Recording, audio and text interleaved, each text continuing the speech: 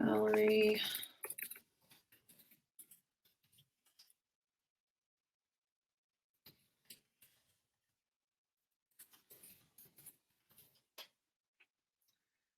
Okay, I'm gonna get the chat box out of here. Valerie just wrote you a chat back, so go ahead and try to maybe switch to Chrome if you are using a different browser right now, and that should help.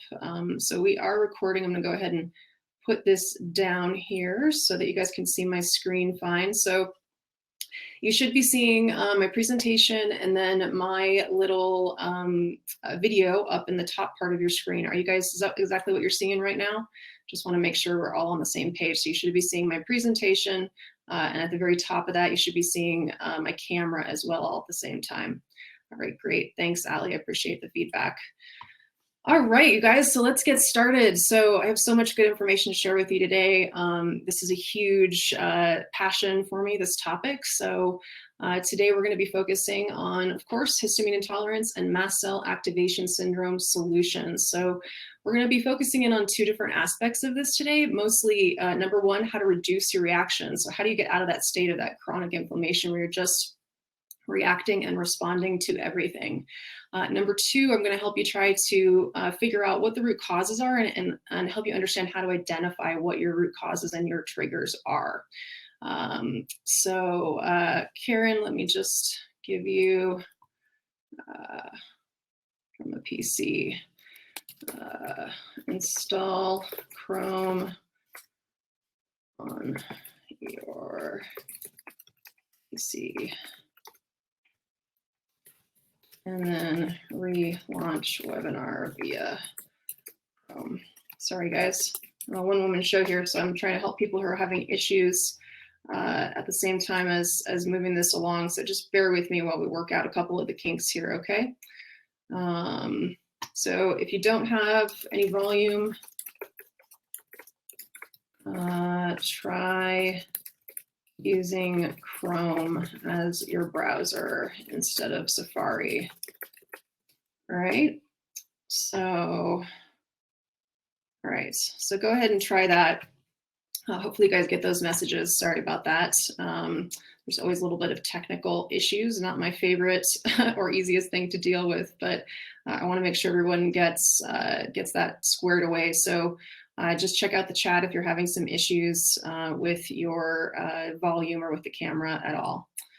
All right, so I'm going to go ahead and start to move forward here unless we have a lot more people that are having issues. Sounds like people are trying to get that worked out right now, and you guys are helping each other, so I really appreciate that. So I'm going to go ahead and get started here. So for those of you who don't know me, and some of you don't know me, I do see a lot of familiar faces and familiar names on the webinar today, and I appreciate that. But I know a lot of you don't know who I am. So I'm Billy Shellis. I'm a functional diagnostic nutrition practitioner, an FDNP.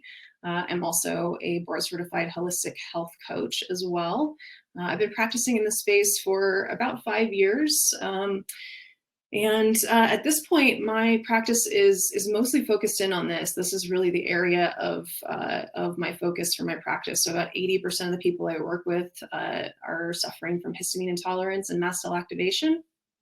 So I've had a lot of experience in looking at the patterns and the things that work and don't work, and I'd like to share all that with you today. But first, I'd like to just share a little bit about why I'm in this space and a little bit about where I'm coming from, because I think it will help you understand why I do what I do. Okay, so in 2008, I was in a car accident and I became really symptomatic for, at that time, what I didn't know was happening was Lyme was actually kind of being released and being activated in my system. So I started having a lot of pain, just joint and muscular pain that became really crippling. But over time, from 2008 to 2013, my symptoms just got worse. I started getting really severe neurological symptoms. So I had a tremor. I had really terrible sensory overload. I had twitching happening constantly in all of my muscles. I was extremely dizzy and suffered from POTS. It was just holding walls, walking around my house. basically in bed all day. Cognitive decline was just terrible. In fact, it was so bad that I couldn't remember my birth date or my phone number or some of my family members' names. I was definitely just really cognitively challenged. My depression and my anxiety were just out of control. Really extreme anxiety, which I still suffer a little bit from today. In fact, I'm a little bit nervous, so bear with me while I work out those nerves today. I was really, really weak and dizzy. I had severe insomnia. I was sleeping like 2 hours a night. I was down to like 135 pounds pretty quickly, and was just kind of skin and bone. So I was really, really sick when I finally got diagnosed correctly with late stage Lyme disease in August 2013. So at this point, I was like, so excited. So those of you who have been through this in relation to Lyme can relate, right? You're like, you've got the diagnosis. All right, we're on our way to getting well. So what actually happened was I started aggressive treatment and I just kept getting worse, just worse and worse. And I don't know if that sounds familiar to some of you, but that was my experience. And, my doctors really told me and encouraged me that it was just a herx and I just needed to push on through it, right? So for those of you who experienced that, it's just so frustrating because I really took their word for it that it was a herx, but really what was happening was severe mast cell activation and just a constant inflammatory, cytokine cascade going on inside of me. So that was really frustrating. And then after a couple of years of that, I realized something just wasn't right. And I switched practitioners and I was diagnosed with SIRS. And we realized that we were living in a moldy house, right? So that was playing a pretty big role in my symptoms. But the problem was that after we moved out of the moldy house and into an extremely clean environment, an environment with a Hertz-Me score of 2, even after 4 to 6 months, I really wasn't doing a lot better. And I was having an extremely hard time tolerating the binders that I needed, like CSM. In fact, I could tolerate like a 1/16 of a dose twice a week, and that was about it. So something just wasn't right. And my doctor, started to think that mast cell activation was playing a role in my symptoms. I started coming across that information at this time. And that's when I really just started diving deep into this research to figure out what can I do to move myself forward. And I'm going to share all those things with you today. But at that point, things were getting really bad. I started becoming really, really reactive to chemicals, smells, foods. I was down to like 5 foods I could eat. Most of my supplements and prescription medications I was reacting to. I started getting rashes all over my body. That was something that I had never had before.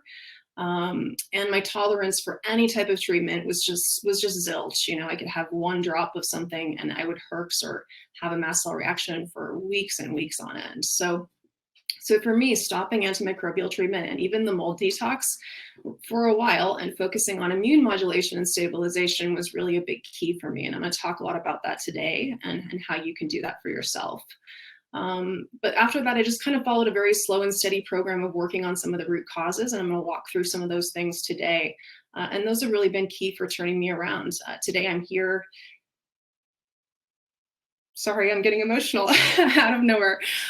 Today I'm here and I'm so excited to be here today because I've come a really long way. Oh, I didn't expect myself to get emotional. I'm so sorry. Okay, so, right now I'm working almost full-time, working a 30-hour work week.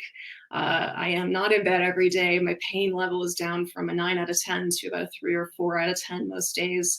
My anxiety and depression are really things of the past, even though I deal with them a little bit here and there. They're just not extreme like they used to be. My cognitive ability is so much greater as well. And I've come a long way. I sleep like a baby. I have a very good, rhythm going there. So, and I'm back to a healthy weight. So bottom line is I really have come a long way. And this has really fueled my passion for helping others who are in that same really stuck position where the practitioners that you're working with are giving you things that just aren't really helping. You're not making progress, you're getting worse, and you're feeling a little frustrated. So hopefully I can share some of what I've learned in my own experience. And now after having worked with so many mast cell clients, I've really been able to see, some very specific patterns in these folks that I think you'll find really helpful. So let's dive into this. Thanks for listening to my story. I felt like that was important to give you guys a little bit of background there. So So mast cell disorders, there's a couple different things that are different from each other. So first we've got mastocytosis. So mastocytosis is proliferation of mast cells. So that's really when your body is making too many mast cells, right? So it's actually very rare. It's linked to bone marrow cancer. There's almost always a genetic predisposition or a genetic component to this disease. Much more rare than mast cell activation syndrome, which is really what we're going to be focusing in on today. To be diagnosed for mastocytosis, you have to do a bone marrow biopsy, and that's the way they diagnose that. So with mast cell activation syndrome, there's no proliferation of mast cells. Your body's not making too many, but there is increased degranulation. So degranulation is when mast cells release their mediators, and mediators are something that raise inflammation in the body. So with mast cell activation, it's an overactivated release of these inflammatory mediators. Some of the mediators that are released are things like histamine, leukotrienes, prostaglandins, cytokines, interleukins, things like that. And it's usually due to chronic irritant or trigger, and it's usually irritants or triggers. So there's usually multifactorial things that are at the root cause of really stimulating this type of immune response. So histamine intolerance. Histamine intolerance is a little bit different game. It really just has to do with histamine. So it's when the amount of histamine in the body is greater than the body's ability to break it down, and that leads to chronically high circulating gut and blood histamine levels. So this is also likely related to a genetic predisposition, usually a mutation on your DAO or HNMT genes. These are genes that make enzymes that help to break histamine down in the gut. Also playing a role in histamine intolerance are gut microbiota. So there are certain gut bacteria that actually are histamine producing bacteria. And then there are bacteria that are histamine degrading bacteria. We're going to talk about all those things today.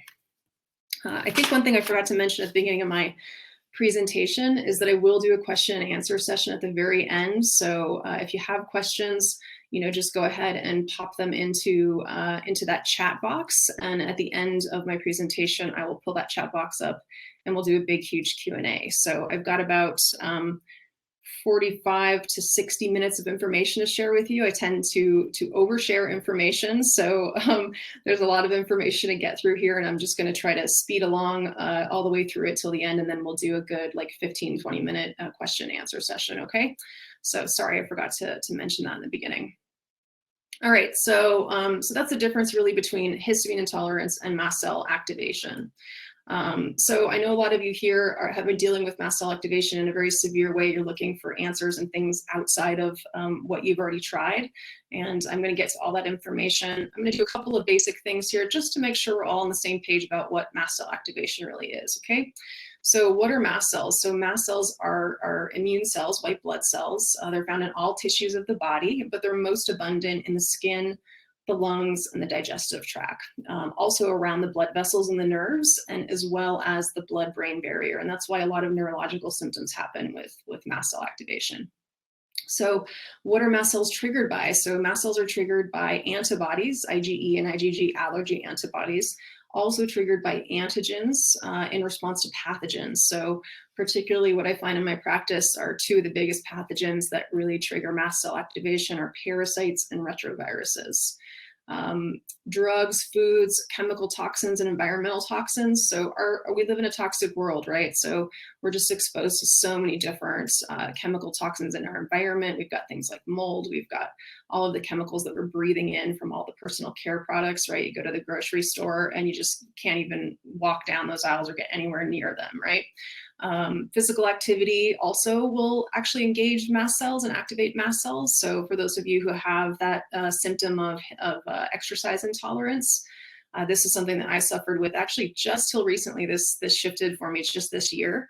And I've been able to exercise the last several months, which has just been amazing. So physical activity is definitely something that can gauge mast cell degranulation. Temperature changes, so some people will feel a lot worse in the heat or the cold.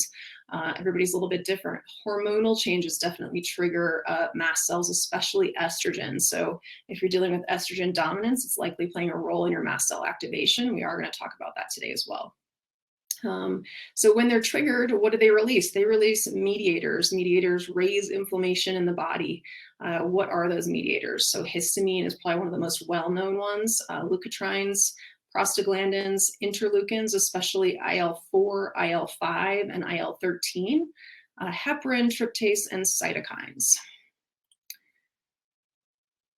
All right, so symptoms of mast cell activation. So you guys are all suffering from this. That's why you're here. But if you're one of the people that are here because you're not sure if you're suffering from this can kind of help give you some more guidelines. And I'm going to be talking about that as I go through. But mast cell activation is a multi-system illness, right? So it doesn't affect just one thing. Usually people have symptoms in multiple different systems in their body. So in the skin, we get flushing, we get redness, we get warmness, itching hives, urticaria, we get rosacea, so all of that kind of stuff.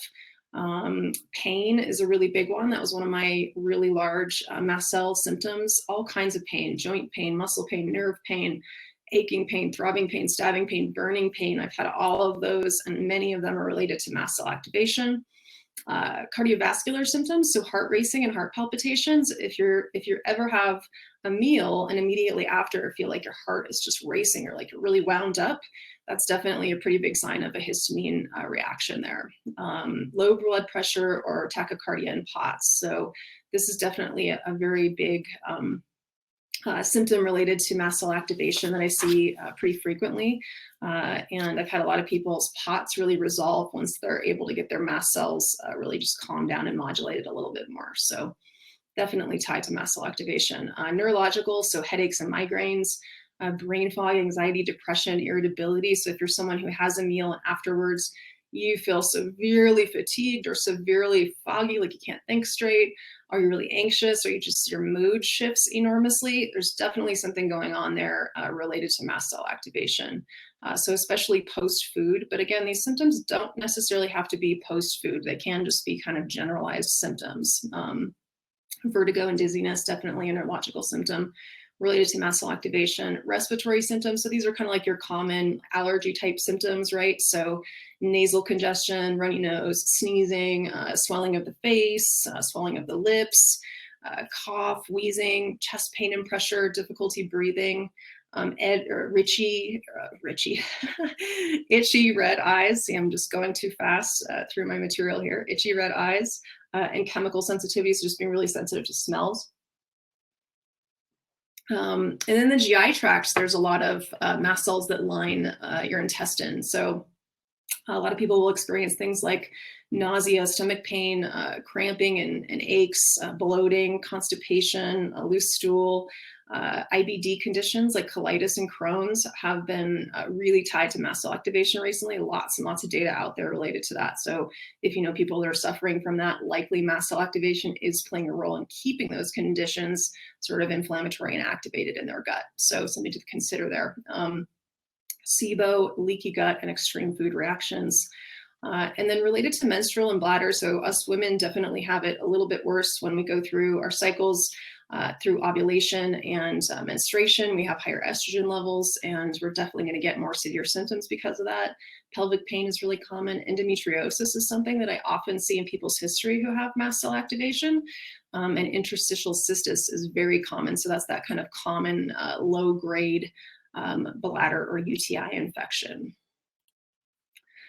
All right, so before we move on to how we handle mast cell activation, let's talk a little bit about just this analogy of the histamine inflammation bucket, right? So the idea here is that everybody sort of has a bucket that they start out with at the beginning of the day, where you can have a certain amount of inflammation that your body can tolerate, but once that inflammation fills up your bucket and your bucket starts overflowing, you're going to have really extreme reactions to things. Now, people that have mast cell activation, they basically start their bucket full most days, right? And I'm sure a lot of you on this call are familiar with this analogy, where it just takes one tiny thing and you're automatically thrown into this huge inflammatory cytokine mast cell reaction, right? So what are some of the triggers for this? And we're going to be talking about this, but I just kind of want you to understand that it's a multifactorial trigger system, right? So there's a lot of different things that really go into triggering these mast cells, and I want to talk about each of those. So some internal sources are just digestion in general, right? So if you didn't already know this, histamine actually gets released anytime you digest your food, and that's actually a normal thing. A very small amount of histamine being released is a normal thing during digestion, and that's because it helps us absorb our nutrients and minerals. So a very small amount is normal, which means that every time you eat, you're triggering a histamine release, no matter what food you're eating, right? So if your histamine levels are already high, it's going to feel like you're reacting to that food, even if it's not a high histamine food.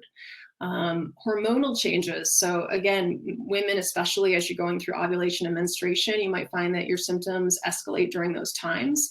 And there's definitely a hormonal factor going on there. So getting out of estrogen dominance and getting hormones back in balance can really be a big player in getting reactions down. Your gut bacteria. So I alluded to this earlier in my one of the previous slides, that there are histamine producing gut bacteria and there are histamine degrading gut bacteria. So if you don't have a balance of those, you're going to have some imbalances of histamine in the gut. So if you have too many histamine producing bacteria, not enough histamine degrading bacteria, there's going to be an imbalance there that's going to trigger and keep that bucket full for you most of the time. Pathogens. So if you are compromised with parasites, retroviruses, yeast, mold, SIBO, all of those things will definitely keep your inflammation bucket very overflowing all the time. And then just toxic load in general, right? All of these toxins we're exposed to in our environment. So mycotoxins, biotoxins, which are toxins that are put out by these pathogens inside of us. Heavy metals, especially aluminum and mercury, and then of course glyphosate. External sources. So what are some of the external triggers? So there are foods that are actually high histamine containing foods. They're just naturally high histamine. We're going to talk about those in a minute. There are also foods that elicit a histamine response more than others. We're going to talk about those in a minute. Inflammatory foods in general. So those inflammatory foods like gluten, dairy, corn, soy, and sugar are all just inflammatory foods that can keep our inflammation bucket pretty high, right? Environmental triggers like mold, pollen, any environmental allergies. So if you're someone who's allergic to, ragweeds and dust and different pollens and, all of the grasses and all that kind of stuff, that's really going to also trigger your histamine bucket, your inflammation bucket. Chemical sensitivities, so the smells that we're breathing in from personal care products and from cleaning products. And then medications. Today's medications are just so stocked full of just nasty fillers, dyes, and artificial ingredients that really just trigger us. They're not normal to be in the body. So all of this really adds up. And what I want you to take away from this slide is that it's a multifactorial problem. There's not just one thing that's triggering you. All of these things play a role, and you need to get all of these things under control in order to get your mast cell activation under control. All right, so let's talk a little bit about histamine and leaky gut. So there's definitely a big connection there. So I mentioned that histamine is actually released every time you eat, right? And that's just a normal thing. In fact, a little bit of histamine is released, and it does that because histamine actually makes the gut a little bit more permeable. So it increases permeability, which means that some of those nutrients that you want to absorb can flow in just like we like them to. But with people like us who have excess levels of histamine, too much mast cell activation going on, where they're overstimulated, a lot of histamine will create major problems, right? So that's very abnormal. So excess histamine release or normal histamine release combined with the absence of histamine degrading enzymes or histamine degrading bacteria will also increase your intestinal permeability. So as long as your histamine levels are out of control, you will have a very, very hard time healing the gut and healing intestinal permeability, right? And that just really creates that vicious cycle even more for you, because if we can't heal and seal the gut, we're going to have a hard time calming down our immune reactions. So that's the pretty simple connection between histamine and leaky gut. So then we've got mast cell activation. How do you know if you have this? So there is some diagnostic testing that can help you understand if you have mast cell activation. Sorry, I'm talking fast. As I mentioned, I'm an oversharer and trying to get through a lot of information in a timely manner here for you. So Diagnostic testing. So this list of diagnostic tests, your serum tryptase, whole blood histamine, methylhistamine, heparin, prostaglandins, interleukins. These are the typical inflammatory markers that are run to determine if you have mast cell activation. However, testing for mast cell activation is fairly elusive, to be honest with you. So if you're someone who has suffered from mold or Lyme, you've sort of been through this before, where the testing isn't really super accurate and isn't really giving you a clear picture of actually what's going on. So I actually don't use this diagnostic testing too frequently in my practice. In fact, most of the time when I have people come to me, if their doctor has already run this diagnostic testing and it's come back normal, happens really frequently. Most of the people I work with will have normal biomarkers, but severe symptoms. And so the testing isn't super accurate. I'm not to say it's a complete waste, but it often doesn't show that you're clinically positive, and it can't be the only identifying marker to know if you have mast cell activation. So mast cell activation is a clinical diagnosis. This means it's based on symptoms mostly, right? So you have to have the symptoms of mast cell activation. So are you highly sensitive and reactive to everything, to your environment, to foods, to treatment? Can't tolerate anything? Does treatment feel like one big herx or detox reaction? When you're having a herx, you should feel an escalation in your symptoms, and then it should level off to where you go back to your baseline. If you're not feeling that level off back to your baseline pretty quickly, that is likely more a mast cell activation than a big herx or a detox reaction. So if you're someone who feels like you're herxing all the time and you can only tolerate minuscule amounts of antimicrobials or detox support, this is usually a pretty big sign that mast cell activation is playing a role in your symptoms. Skin rashes and hives when you're treating, another really big sign. And then, of course, any of the symptoms that we walked through previously, especially when they're correlated with post-meal symptom increase. So if you have post-meal time, your symptoms increase, that's definitely a really big sign. But most importantly, and this is actually an actual diagnostic criteria set by the Mastocytosis Society. So in order to get a clinical diagnosis for mast cell activation, you have to have the signs and the symptoms, and you have to have a response when given antihistamines or mast cell stabilizers, where your symptoms are reduced on those. And this is a really good way to tell if you have mast cell activation. If you take a Benadryl, for example, and it helps lower your symptoms, that's a really good sign that histamine and potentially mast cell activation is playing a role in your symptoms. And we're going to talk a little bit more about that, but that's one of the ways to tell. All right, so we're gonna get into some juicy information now, you guys. You all still with me here? Oops, I'm going too fast. Here we go. All right, so here's my 5-step approach for reducing mast cell reactions. We're gonna spend a lot of time talking in detail about each of these steps today. So first is diagnostic testing to determine where you're at. So what are the root causes? What are your triggers? The more information that we know, the better we're going to be able to help you and help you more quickly without a lot of trial and error. There is not one formulation, even though I have this sort of standardized process set up here. This is just sort of an overarching process that I take my clients through. Everybody's process is very unique. Everybody has very unique sort of set of bio-individual reactions and triggers and stressors. Everybody responds to a very different combination of mast cell stabilizers and immune modulators. So there is definitely no set protocol. Everybody is very different, but this is sort of the general guideline that I walk people through. So first we do some diagnostic testing to determine what your root causes are, what your triggers are. And I'm going to walk through those here in just a minute. We remove triggers that are in our control. So the diet is in our control. Our environment, for the most part, is in our control. Lifestyle stressors, for the most part, are also in our control. There are things we can do to minimize those stressors, right? Then I take people through a process of stabilizing, calming, and modulating the immune response. So what I've found is that you really just have to get these mast cells to calm down, get this response calmed down and not necessarily silenced, but just reduced enough so that we can start working on the root causes without you being triggered into a mast cell reaction, right? So we're going to talk a little bit about that today. Reducing overall toxic load and balancing your hormones. So this is a pretty big step. Once we sort of have the immune system calm down a little bit, we start working on just detoxing you, getting rid of some of the triggers that are in your body, like mycotoxins or heavy metals, things like that. We also work on balancing your hormones, particularly estrogen and cortisol, are big triggers for mast cell reactions. So we're going to talk about that too.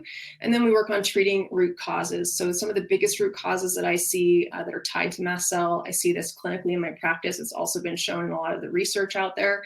Retroviruses, huge, huge trigger.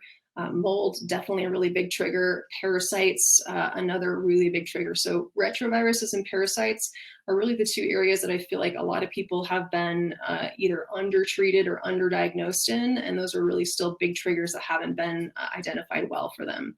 So I spend a lot of time in that area. Mold, of course, is a huge one, SIBO and dysbiosis, as well as Lyme and co-infections. Okay, so let's dive into each of these areas here in a little bit more detail.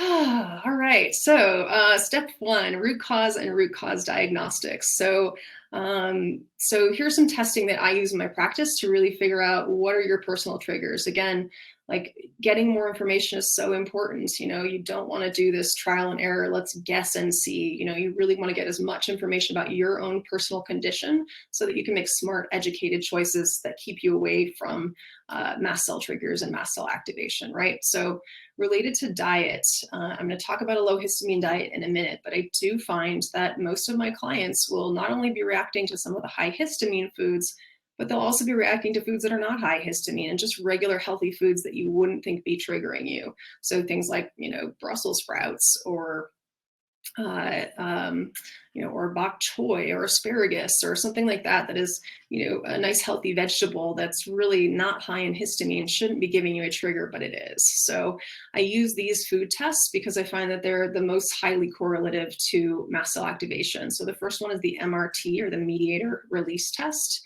This is a test by Oxford Biomedical. It's a blood test.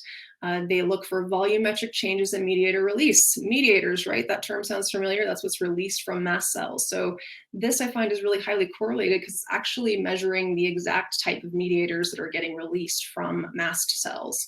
So it's a very high correlation. I find that when we run this, I often see that when we pull those foods out, people's reactions go down.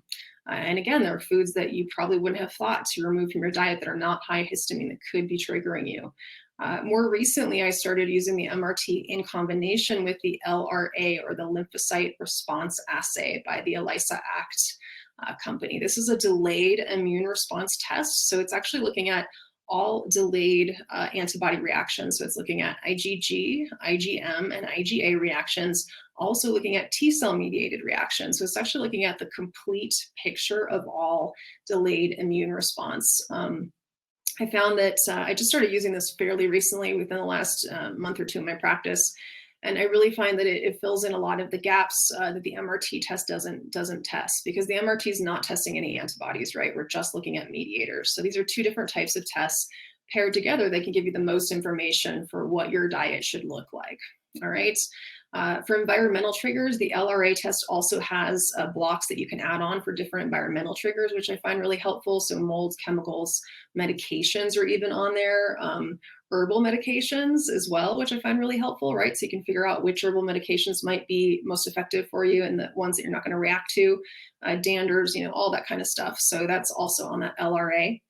Related to environment, the Micrometrics home mold test. So mold is a huge, huge trigger, you guys. So if you haven't already made sure that your home and your work environment are both very safe for you, this is like an absolute must first step, right? So Micrometrics is probably the best way to just get started on a screening for your space. The Hertzme or the ERMI. It's a dust cloth test that you do. You just collect dust around your house and send it on in, and it gets evaluated, and a score is produced telling you if it's a safe place for you to live or not. So definitely check out mold if you haven't already.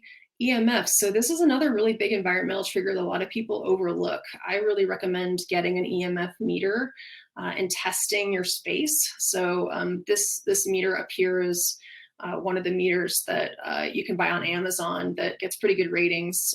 This is the one that we have at our house. And it's been very, very helpful in determining EMFs related to your environment. So take it in all rooms of your house, take it to your different appliances to really see which appliances might be putting off the most EMFs. So it really gives you an idea about, you know, how much that could be triggering you as well. So EMFs have been shown in research to increase the release of mycotoxins from mold in the environment. They also increase the release of biotoxins from pathogens that are living inside of you.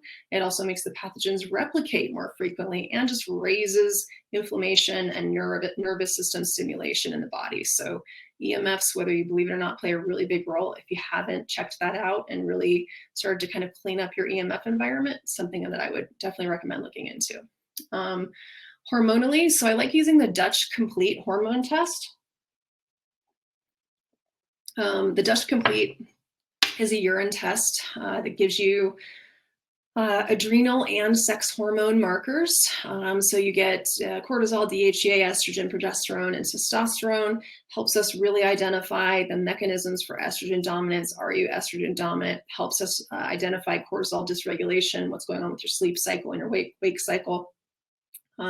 This test also has some extra markers like neurotransmitters, oxidative stress, glutathione, and some B vitamins, a few different markers on here, detoxification markers that are really helpful in identifying other ways that we can help support your metabolism in your body in general. Genetic testing can be helpful. So again, if you have the DAO or HNMT enzyme mutations, these are break down histamine in the gut. So if you don't have those enzymes, if you have a mutation on that gene and you're not producing those enzymes, histamine is going to build up in the gut a little bit more frequently. So knowing and understanding that, again, allows us to choose the right types of immune modulation and digestive support to help you with that. Other mutations that I see really tied to mast cell activation are CBS and BHMT. Both of those genes have to do with sulfur and phenolinic compound detoxing. So when you're thinking about detoxing phenols, salicylates or salicylic acid, I'll go into that category. A lot of us are very sensitive to salicylates. I'm going to talk about that in a moment, but it's a group of foods. Salicylic acid is a naturally occurring compound in some fruits and vegetables and nuts and seeds. And for people who have mutations on CBS or BHMT, you're going to have a harder time breaking down those types of substances. You're missing some enzymes, basically. So again, there are enzyme replacement that we can do to really help you break down phenolinic compounds, break down salicylic acid-containing compounds as well. So I like 23andMe Run Through Live Wello. It gives us all that information that you see there. And then micronutrient deficiencies. So I use the SpectraCell micronutrient panel for my clients. Some of the micronutrient deficiencies that are specifically tied to histamine intolerance and mast cell activation, copper. So copper is a really big one. It's a huge limiting factor. The body needs copper to make DAO, and which is the enzyme that breaks down histamine in the gut, and it needs it to actually help break down the histamine. So it's used in conjunction as a cofactor with DAO to break down histamine in the gut. You usually see low copper with most of my mast cell people. Zinc is another one that will get low, B12, choline, B6, BH4, which is an intermediate in the methylation cycle, also gets usually low, calcium and folate. So these are some of the cofactors that are needed in breaking down histamine in the gut. All right. Let's see. Was there anything else I wanted to mention here? No, I don't think so. Right, next page. What am I doing time-wise here? Okay, I'm going to speed up a little bit.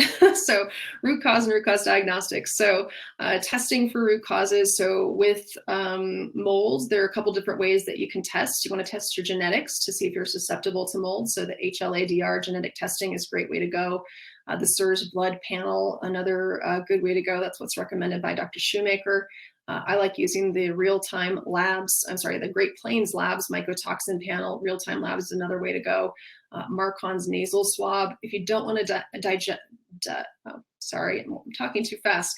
If you don't want to invest money into some of these tests, there is also an online screening test. I don't have it listed here, but it's called the VCS test. You go to survivingmold.com, and on Dr. Shoemaker's website there, you will see a link to the VCS online vision test.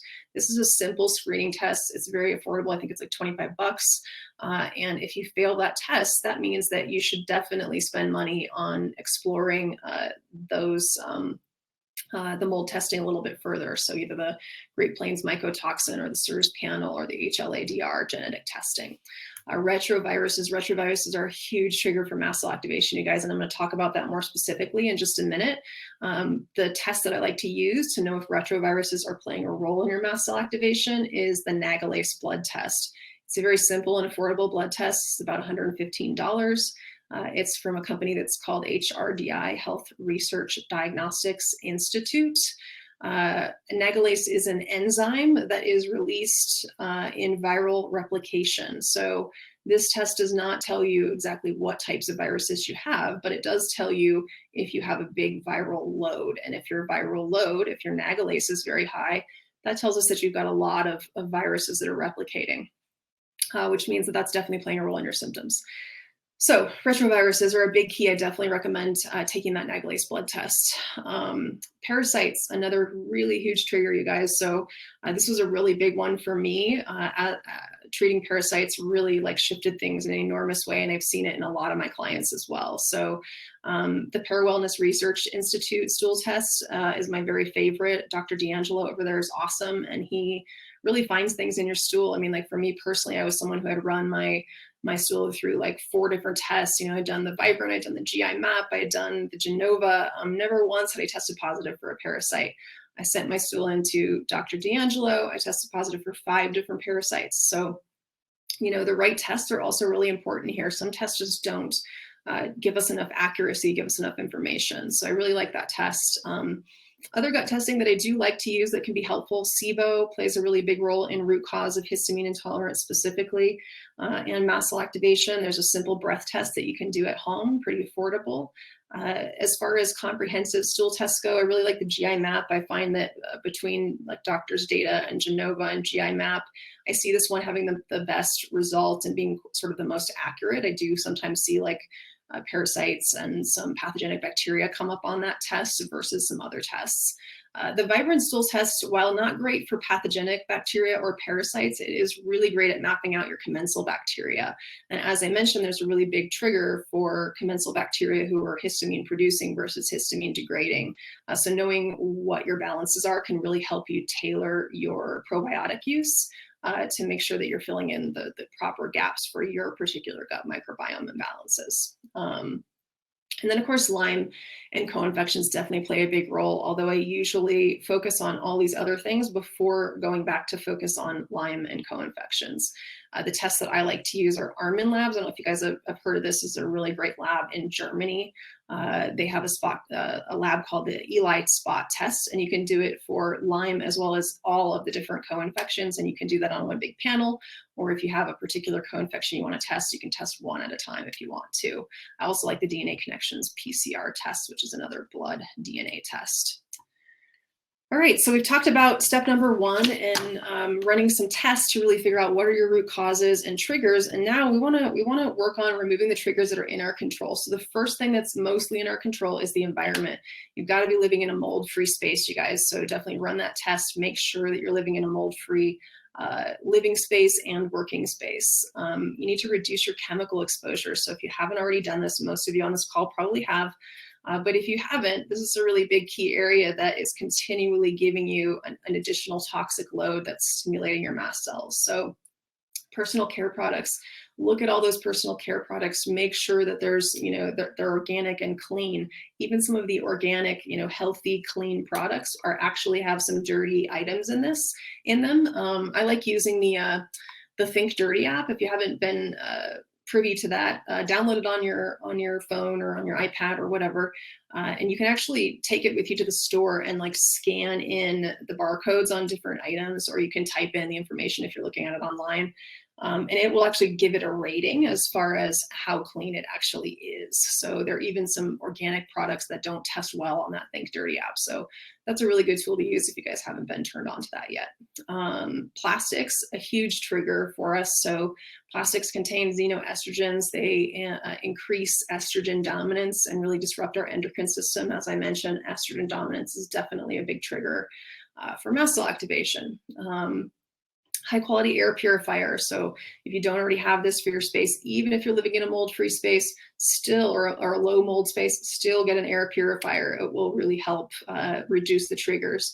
These are some of the brands that I like that have been tested as the highest quality brands. I use the Molecule personally, but Austin Air, Air Oasis, or Air Doctor are all really good.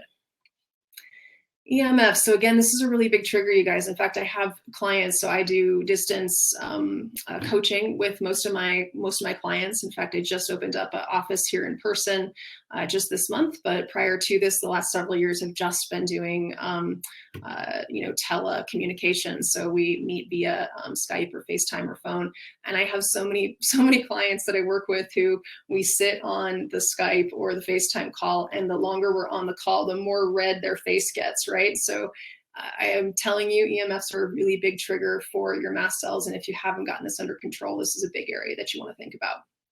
So get a test. You can get one of those little home EMF meters and just use it for yourself. There are also like actually people now, this is a thing, kind of like a mold inspector. There's EMF inspectors that will come out to your house and really figure out where, you know, the big triggers are for you, and then give you recommendations on how to reduce your overall EMF load. But some of the things that you can do, there's basics. If you're not already doing these, definitely do all of these things. Unplugging the Wi-Fi at night. So not just putting your phone in airplane mode, but actually unplugging your Wi-Fi, like just turn it off. Or even considering hardwiring your home or office. That seems to make a pretty big difference for people. Definitely stopping with blue light emitting devices 1 hour prior to bedtime. Consider blue blocker glasses prior to that. There's also these days, there's some screen protectors that you can do over your screen to help you with some of the blue blocking.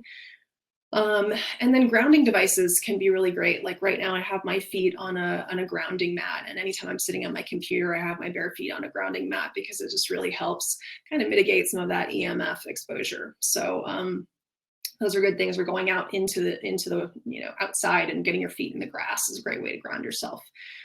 Never use your cell phone with your headphones without your headphones or your speakerphone. Never plug your cell phone in and have it charging next to you while you sleep.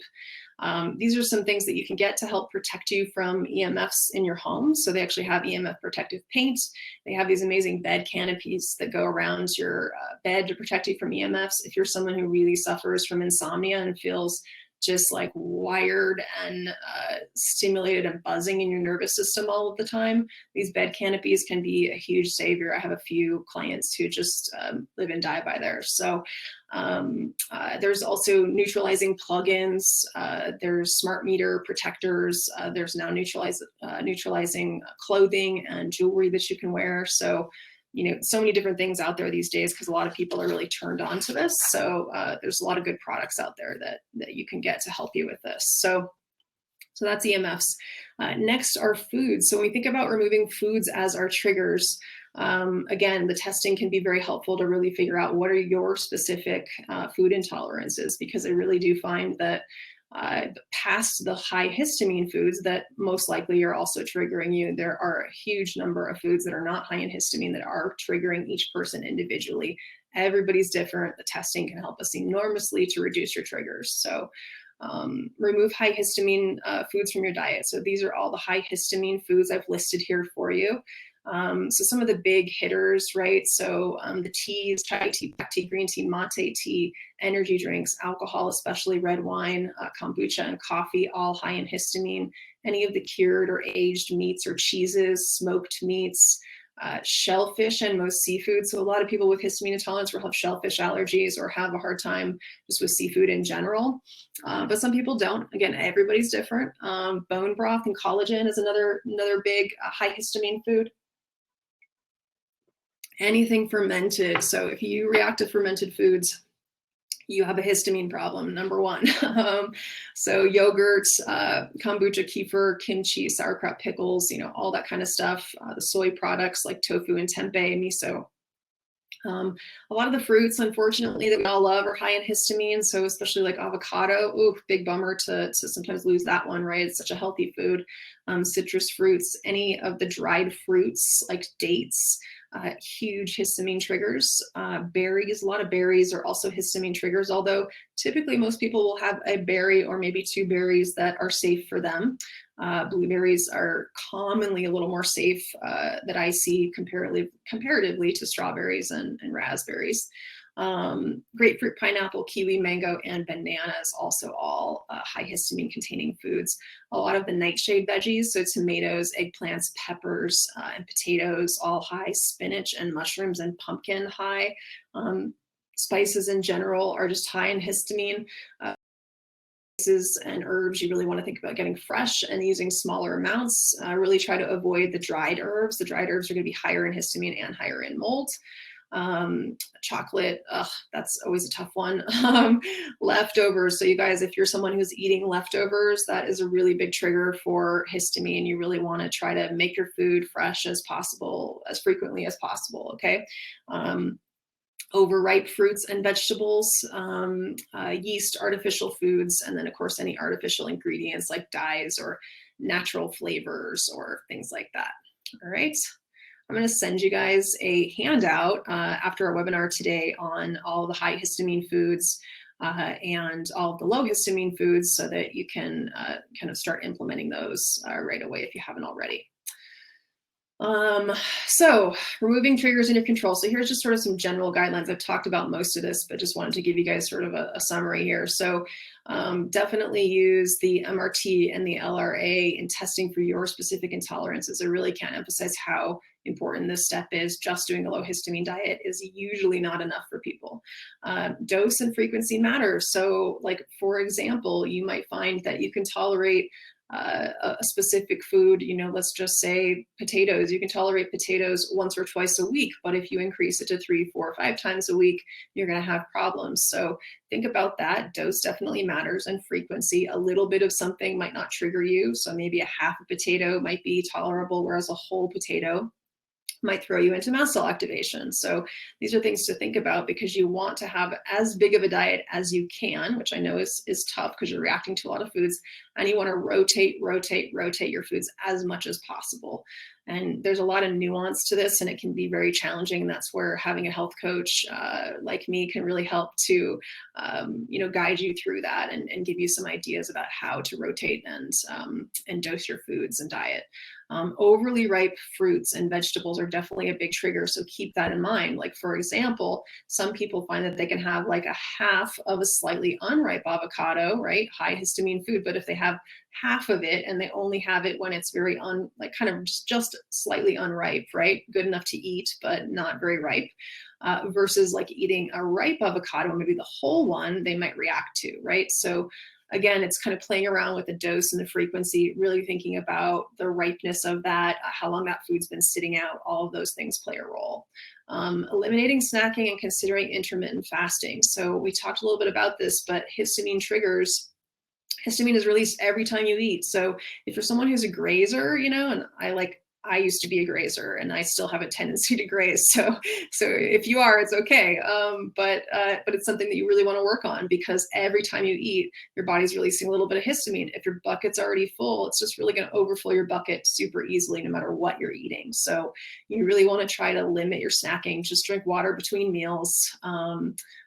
Eliminate that snacking, and maybe even consider intermittent fasting. Some people feel very good, you know, fasting for like a 16-hour fast each day or a 20-hour fast each day. So that would be like having a very early dinner, say at 5 p.m. at night, and then waiting to eat lunch or breakfast until, you know, 10 or 11 the following morning. So getting a nice, good, long intermittent fast in can be helpful in lowering histamine levels in the gut. If you have blood sugar issues, intermittent fasting is probably not a good choice for you. So depending on the type of metabolism that you have, and if you're a better fat burner versus carb burner, if you're a slow metabolizer versus a fast metabolizer, these are things that can really play a big role in if you're going to tolerate intermittent fasting and how well you're going to do with that. So again, that's really where a health coach can come into the picture and help you understand if that's going to be an effective tool for you personally to use. Avoiding alcohol, energy drinks, green, black, and yerba mate tea. You guys, all of those drinks actually block a DAO, the enzyme that helps break down histamine in the gut. Rotate, rotate, rotate. I talked about that. And the freezer is your friend. So, you know, you can still make big batches of food, but just freeze them in single serving sizes in your freezer, defrost them overnight in your fridge, and have them the following day for, you know, breakfast or lunch. So these are some of the tools that you can use to kind of try to keep foods fresh. You also want to include antihistamine foods, right? So we really want to eat foods that are high naturally in antihistamine compounds like quercetin. So some of those foods that are the highest in antihistamine properties, arugula and watercress as greens are a really great way. So I do a lot of arugula and watercress salads. Apples, artichoke, fennel and onion, zucchini, peaches, pomegranate, basil, black cumin seed, ginger, parsley, and peppermint, all really high in antihistamine properties. All right, so this is the point where we're going to talk about stress as a trigger for mast cell activation. So I'm at almost an hour here with you guys, and I'm coming kind of towards the end of my slides. I'd like to walk you through a couple more things here today. So stress. So stress can play a really big role, and that's because mast cells actually sit right next to your nerve cells. So the two can kind of irritate each other, right? So if you're having a mast cell activation, we'll often get nervous system dysregulation happening, where you feel really overstimulated and you're having nervous system and cognitive issues. When you release neurotransmitters, that also instigates the release of histamine. So the two really are tied together. So anything that you can do to really get your nervous system calmed down is very, very important, right? So reducing the EMF exposure, EMFs trigger your immune system in a big way. So definitely look into that. Anything that you can do just personally to calm down sort of your inner stress mode, right? So meditation, yoga, Qigong. You guys, if I've not looked into Qigong, it's one of my favorite things to do. It has been very, very effective for me in helping to reconnect my mind to my body, right? I think in this illness, so many of us, we're suffering so greatly that we like to like leave our bodies for the day, right? It's like, oof, this is too much for me. I'm just getting out of here, right? So, so sometimes we have this huge disconnection between what's going on in our brain and what's going on in our body. And we really need the two to be kind of synced together. And we want you to be in your body, and we want your mind and body to be connected in order for your nervous system and your mast cells to calm down. So Qigong is a really great practice to look into. Detox baths, grounding. So there's a lot of different grounding devices out there, like mats that you can use with your feet. You can just walk right outside and put those bare feet right in the grass and in the ground. That's a great way and a cheap way to do it. Of course, getting rid of any life stressors. So I know these are sometimes the toughest things to make changes in, you guys, but these can make a big difference. So like, for example, my mother has mast cell activation. She's in an extremely stressful work environment. She probably wouldn't like me sharing this with you.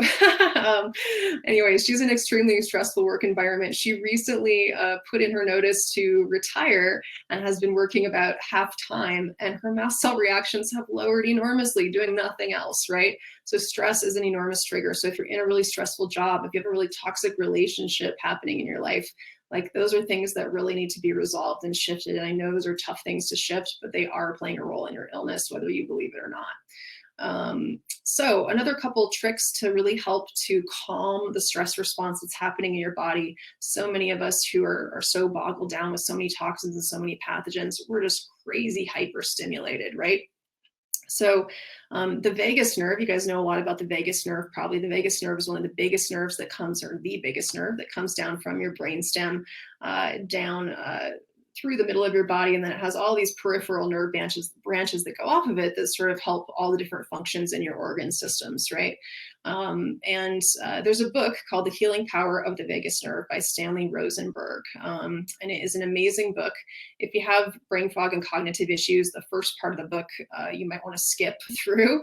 He goes into like a lot of the theory and why this is the case and how it works. The second half of the book is all exercises that you can do to help calm your vagus nerve and regulate your autonomic nervous system a little bit more, sort of kick in that parasympathetic or calming nerve response. So I'd like to actually show you one of these exercises right now. And I'd like to thank one of my clients, Karen, for encouraging me to do this today. So one of the very basic exercises that is in this book, the very first one that they'll recommend that you do, we'll do this right now, okay, you guys? So you put up your hands, you intertwine your fingers like this. So intertwine your fingers, And then you take your arms and you put them right behind your head, sort of like right at the base of your neck or right at the base of your skull. So right up, where your neck meets your skull essentially. And just rest there. When you do this for the first time, you want to do this actually laying down because it'll be a little bit easier to feel the release. So you just lay down on your back in this position. Once you get better at it, you can do it sitting up like this, right? So if you have shoulder stiffness and you can't get both arms up like this, just do one arm. Okay, this is the basic exercise. Very, very simple, you guys. Okay, so what you do is you look, keep your head straight ahead. So, and then look to the right only with your eyes without moving your head. You want to look to the right and you want to hold that position until you feel your body have a relaxation response. So the relaxation response will be a yawn, a sigh, a deep breath. You might feel just a little relaxation in your nervous system or in your muscles. So let's all try that now. Ready? Take a deep breath. Okay, now look to the right. Hold your eyes there. See, and I just had like a big sigh. So you'll get a sigh, a yawn, something like that. And you hold your eyes there until you get that, you guys. And so it takes about 30 to 60 seconds.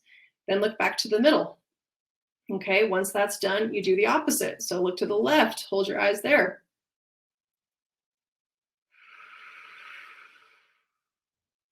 There was a natural sigh that just happened. I'm not doing that. Like it literally just naturally happens. So if you tried that and you feel a little bit more relaxed, I feel a little bit more relaxed myself.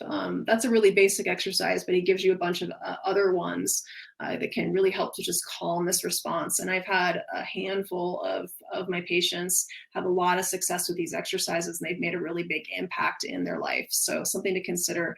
Another thing that really helps to kind of retrain the nervous system and calm the nervous system down, engage that parasympathetic nervous system is called DNRS, or dynamic neural retraining. So system, if you haven't yet looked into DNRS, it basically retrains the limbic system, which is part of the nervous system, to basically respond differently to stressors and stimuli. And it's an amazing program. The person who started it, I've not done this program personally, but the person who started it actually suffers from multiple chemical sensitivity, which is definitely a mast cell, triggered illness, and it has worked wonders for her and many, many people. So check that out at that website there. So removing stress, big key, you guys. All right, so now we're going to get into step 3, which is immune modulation and calming, stabilizing your immune response. So what are some things that we can do once we've gotten all the triggers sort of in our control, taken care of? What are some of the things that we can do that really help to naturally calm this immune response down? So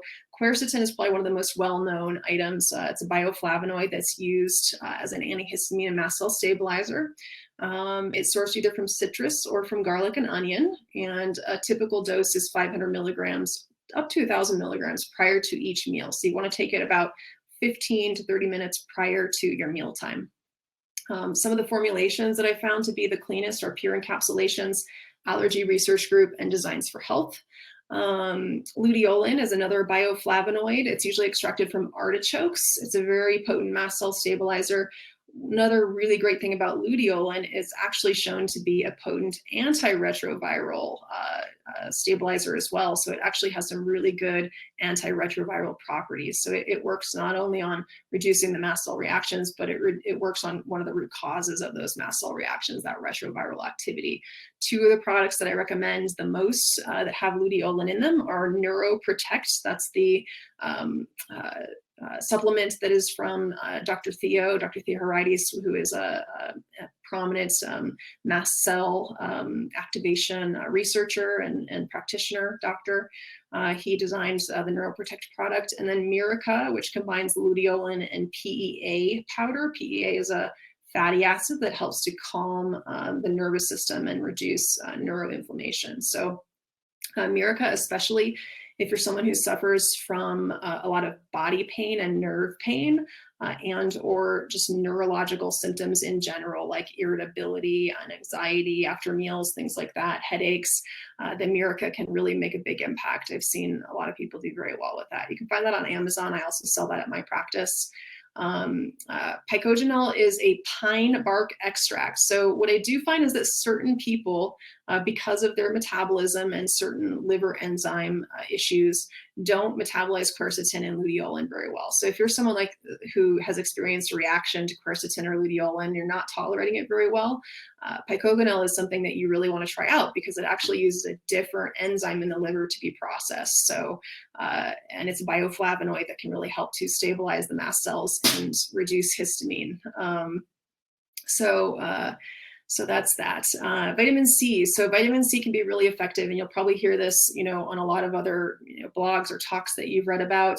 But one thing with vitamin C is that I find that most of my patients do not tolerate vitamin C supplements because they're ascorbic acid based. So most people don't tolerate those very well. While it can be really potent and really powerful, getting them on board can usually be a problem. So some of my clients will tolerate food-based forms of vitamin C. So there's a few foods that are just really super potent with vitamin C. One of those is camu camu. So camu camu is a berry. It's a superfood, and it can come in a little powder like this. So you can try that. That has a very high level of vitamin C. Allergy Research Group used to make a cassava seed. They've halted manufacturing on that. I've been told that it's going to come back, but I don't know when, and it's been out for about a year now. That was just like an amazing supplement that I used for folks. Right now it's not available.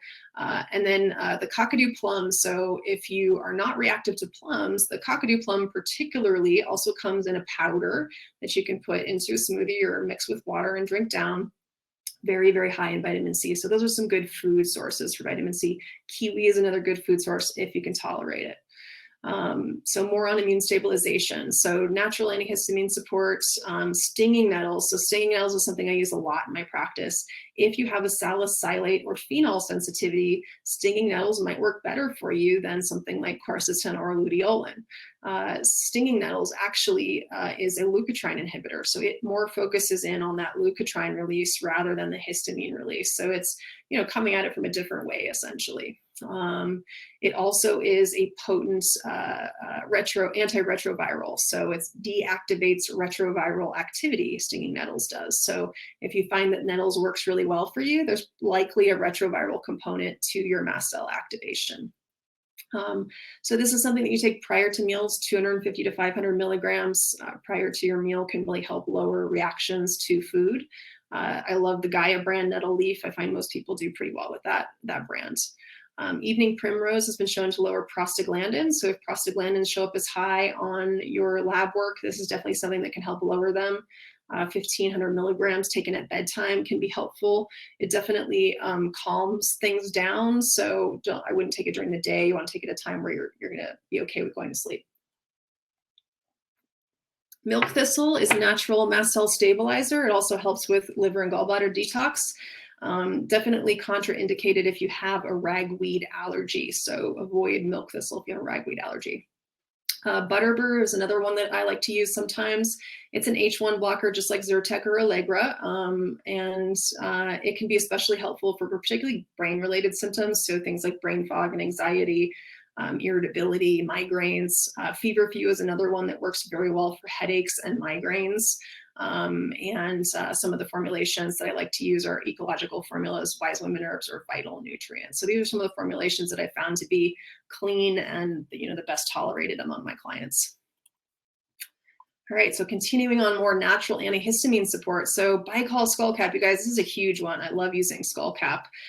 This herb is really, really powerful at lowering neurological symptoms specifically. It has mast cell stabilizing properties, but it also helps to deactivate retroviruses, and it works very well to deactivate retroviruses, which are definitely a big root cause of mast cell activation. So you can get it in a tincture, which comes either by Herb Farm or Wise Women Herbs.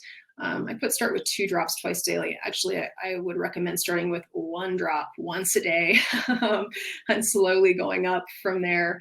If you don't tolerate tinctures, which I know a lot of us don't because some of them have a little bit of alcohol in it. So if you're not tolerating that at all, the Lift Mode Biaclin is a really, really amazing product. So Biaclin is just a single bioflavonoid extract from skullcap. So it doesn't have all of the active ingredients. It's just that one active ingredient, bicolin. But I do find it's really well tolerated. That lift mode comes in a powder form. So if you are sensitive to tinctures, that is definitely the way to go. I carry samples of that one in my practice now. So if you work with me, I can send you a sample to try. L-theanine or GABA. So we talked about sort of that nervous system interaction with mast cells. So anything we can do to kind of calm down the nervous system is really powerful. So using GABA or L-theanine, which is an amino acid that's a precursor to GABA, can really help turn things down. I find most people need 250 to 750 milligrams. Usually around 500 is where people feel the best, but everybody's a little bit different. Chondroitin sulfate, so this can be pretty powerful at helping, particularly with interstitial cystis flares. Dr. Theo has done a lot of research in this area. Actually, you'll see that in my references related to chondroitin sulfate. If you have a sulfur intolerance and you have like the CBS or the BHMT mutations, this is a no-no for you. It'll really flare things up for you, so avoid that.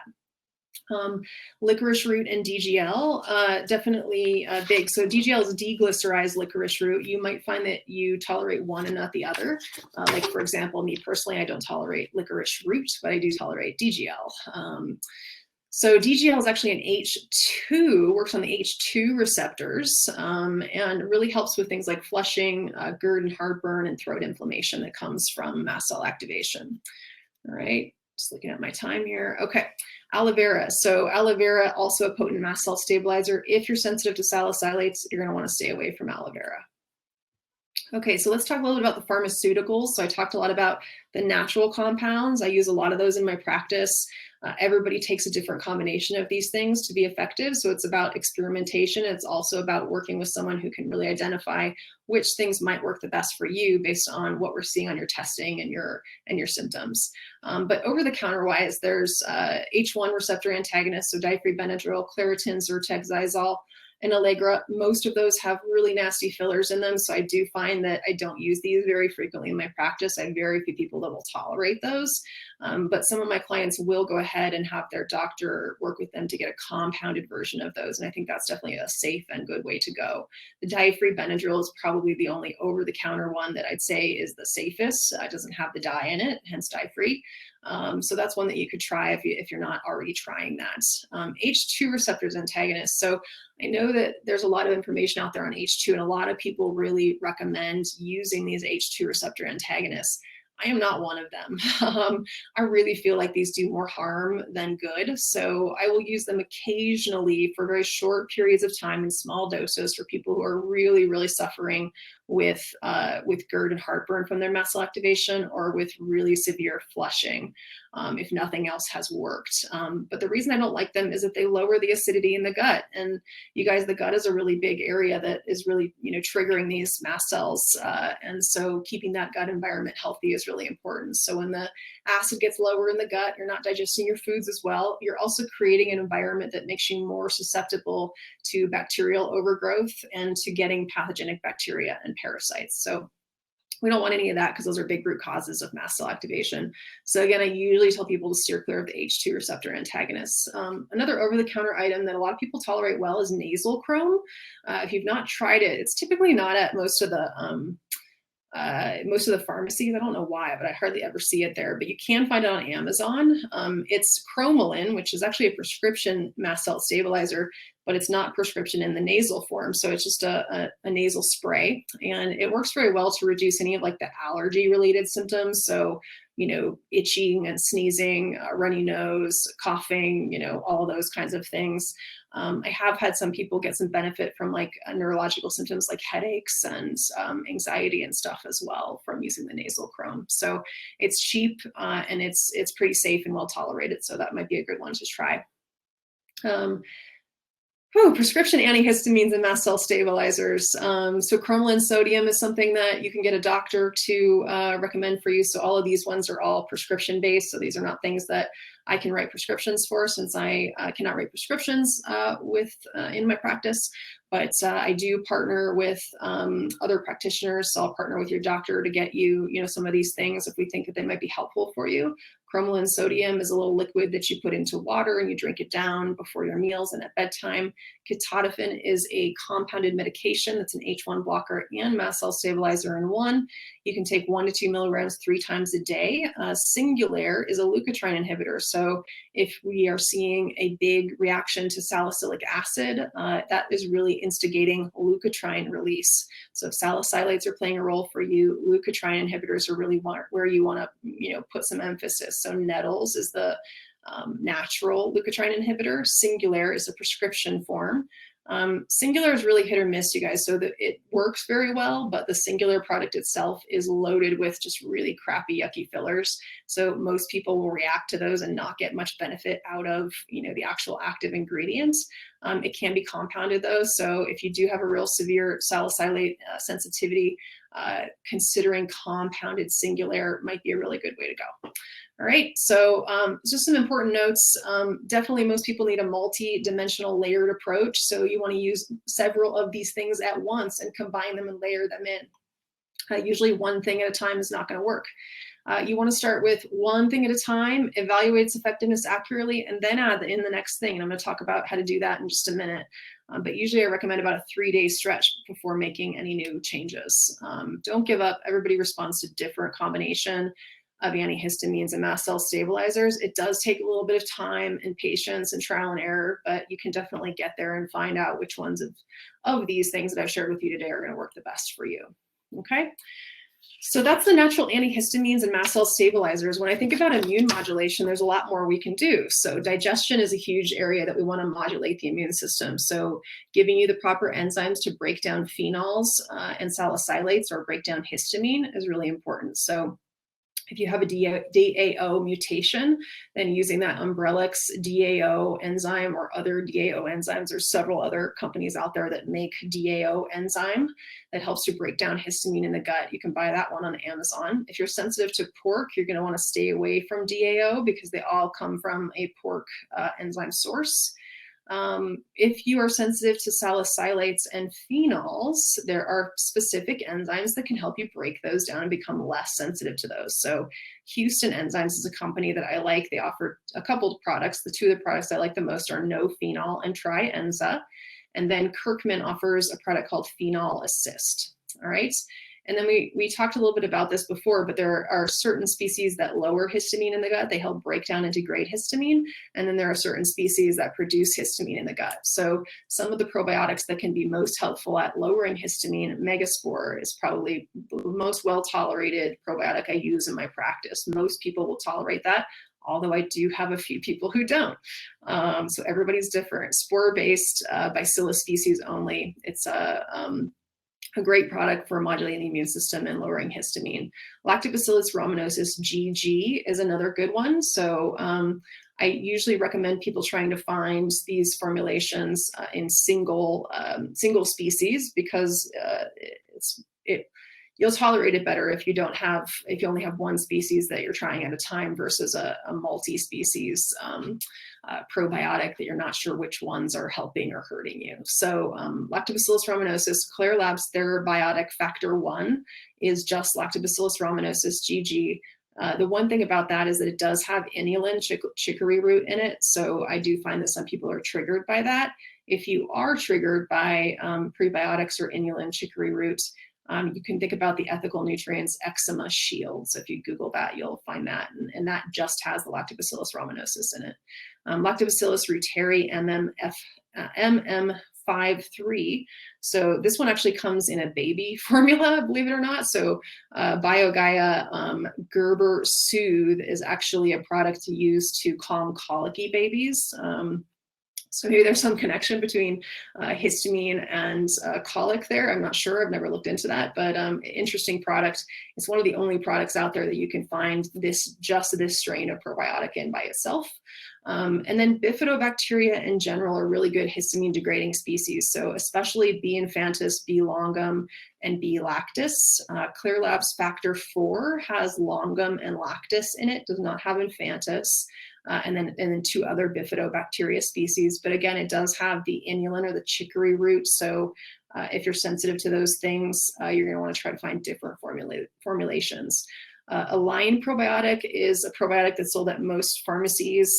It's actually a Procter and Gamble product, unfortunately. So there are a lot of nasty fillers in it, but it's actually the Bifido Infantis product. That's all it is just Bifido Infantis. Some people will tolerate it well, even though there's some nasty fillers in it. So it sometimes is worth a shot, but just kind of, caution there. And then Quality of Life ProBio Pure has B. lactis and B. longum in it. All right. So those are good species to add in that help to lower histamine in the gut. Some of the probiotics that you're going to want to stay away from that actually will create more histamine in the gut are Lactobacillus casei, Lactobacillus bulgarius, Salivarius, Gasseri, vaginalis, and then some of these pathogenic bacteria. So if you have any of these species here inside a probiotic that you're currently taking, definitely want to stop that probiotic, all right? Morgella morgani, and then pathogenic bacteria like Proteus, Salmonella, Enterobacter, and Citrobacter. All of those will come up on like a GI map stool test. So if you do test positive for those are big histamine producing species, and we want to get rid of those guys.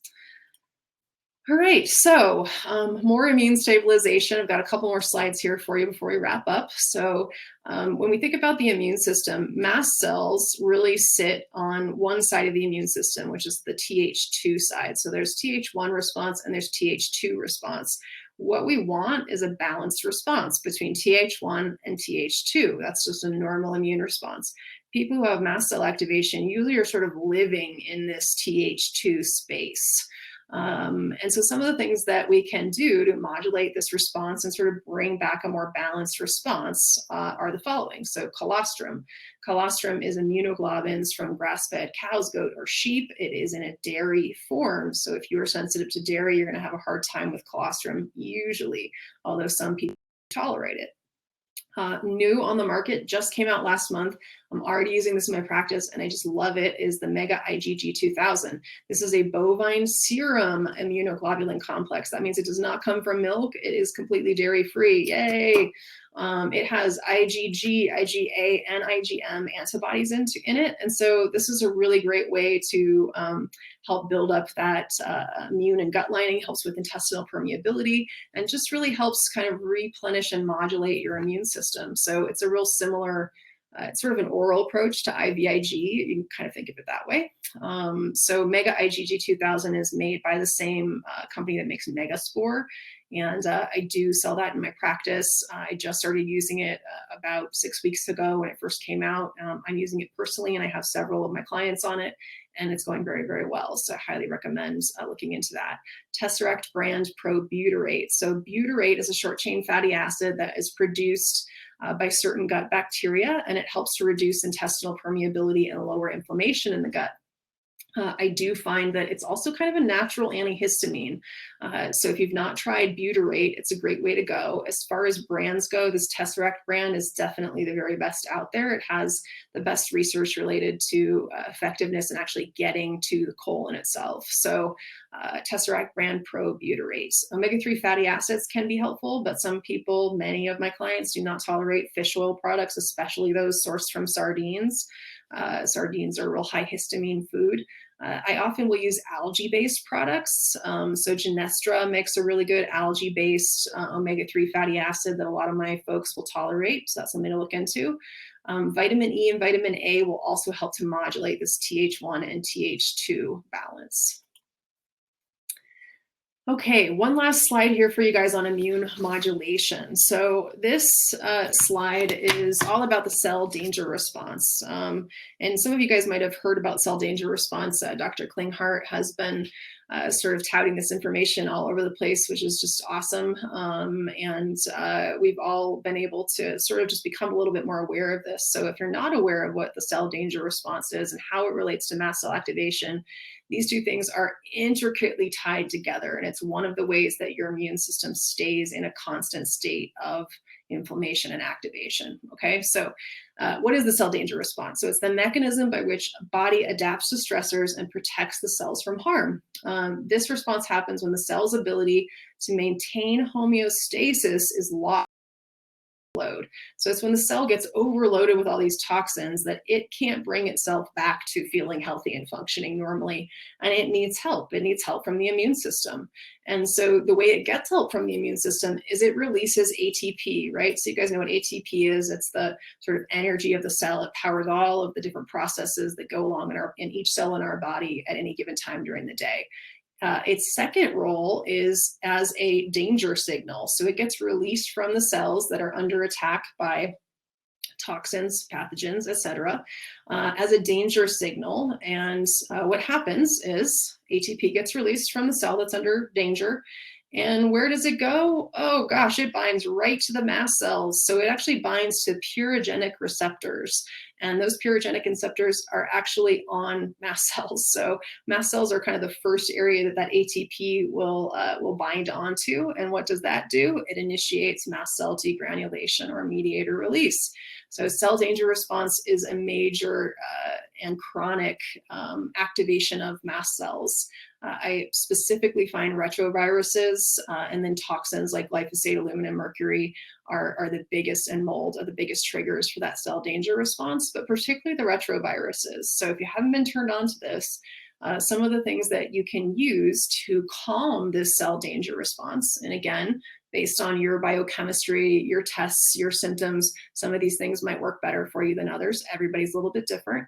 Pantothennes, so fat-soluble vitamin B5, is a very, very effective antiretroviral, helps to modulate this cell danger response. I like the Jarrow and the Thorn formulation. So the Jarrow is a 450 milligram if you're someone who really wants to start at the lowest dose possible, which is a lot of my clients, just super reactive. To get the Thorn product, it's just a 250 milligrams, so you can start a little bit lower and work your way up easier. Bicol skullcap, we talked about this before in the immune modulation antihistamine section. So yes, it has antihistamine properties, but it's also a very powerful antiretroviral item. Luteolin, again, a really powerful antiretroviral item.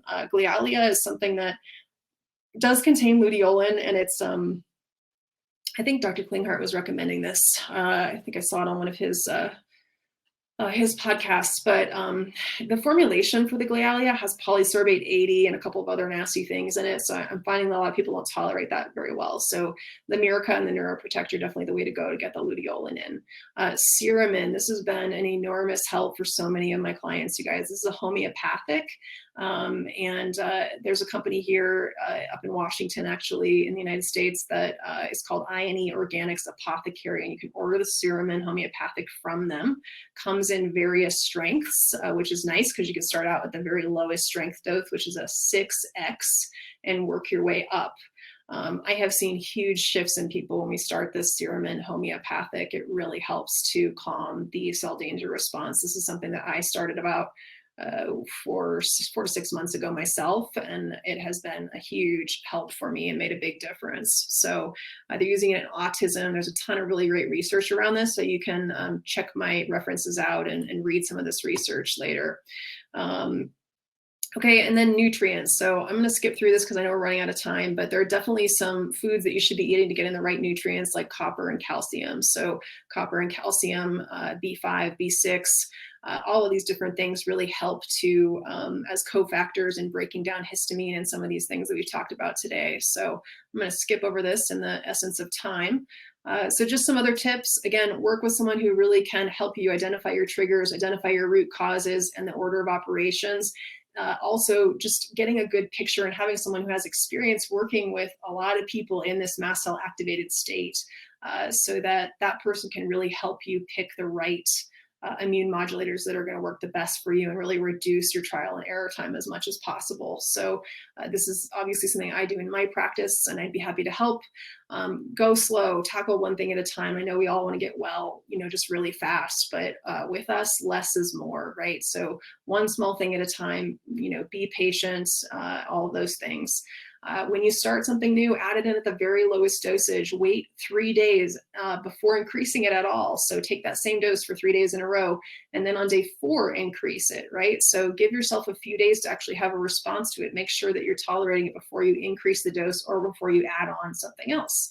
Don't make more than one change at the same time. So if you're adding in a new supplement, try to keep your diet and your environment very stabilized. If you're changing environment or changing diet, try to keep your medications very stabilized. Avoid fillers. So you really want to choose supplements that are very clean, that have minimal fillers. Some of the big ones that will really trigger you are stearates, polysorbate 80, and any dyes. So all of the red and yellow and blue and all of those, anything that says natural flavors, I would also steer clear from. And then choosing supplements that only have one, maybe two active ingredients, right? So I often see these people who come to me and you guys have a long list of supplements that you're on, and so many of them have so many different things in them and so many fillers. And for people with mast cell activation, that's just way too much. Like your body really needs to have a very simple protocol, one active ingredient in each supplement so that we know what's helping you and what's hurting you. Related to your prescription medications, this is another area that I really find is a big trigger for people. We're all so sick and we end up being on a lot of these prescription medications, but a lot of those medications have really nasty fillers in them, right? Pharmaceutical companies just are not super clean and aware of these types of things. They want to make things in a cheap way. And in a sustainable way. So look up the inactive ingredients. You can just Google inactive ingredients for any drug out there. That's the power of the internet these days, right? So do that, kind of be educated on what is in your prescriptions, what you're putting in your mouth each day. And then be patient. It definitely takes trial and error and it takes some time, you guys. So just be patient with yourselves. I know that's probably the hardest thing to do. All right. So we've talked a lot about step 3 in immune modulation. Step 4 is treating root causes. Step 4 and step 5 are essentially treating root causes.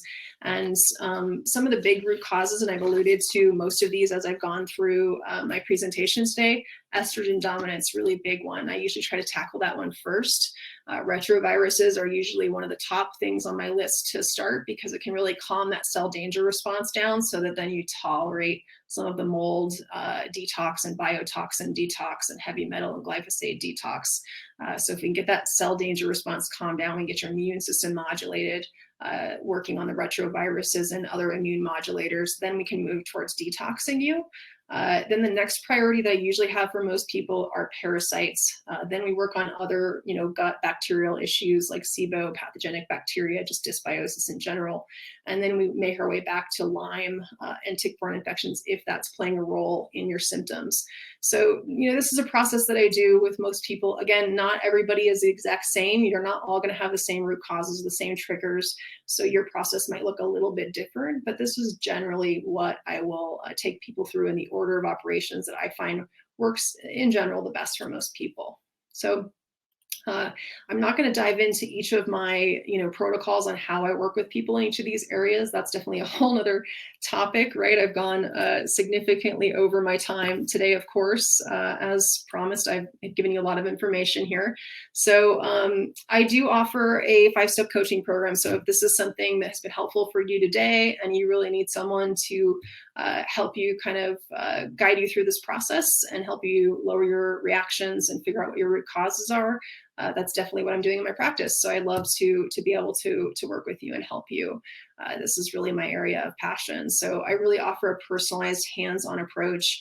The people that work with me will tell you that I'm definitely very, very hands-on. I'm very responsive, and I will be there for you through this. So functional tests, I offer all of these different functional testing inside this program as well. So all of the tests that are recommended to you today, I can order for you. And then coaching, of course, is included in this program. So I do my coaching via distance. So if you are out of state or out of country, I do have some international patients that I work with. We could do Skype or FaceTime or phone, or I also now have an office in person in Glendale, Colorado. So those are the different ways that you can work with me. In my when I work with people, you get unlimited email support. I also communicate with any of your other practitioners. I play nicely with other practitioners in the sandbox, I like to say. So I'm happy to kind of coordinate and communicate with other people.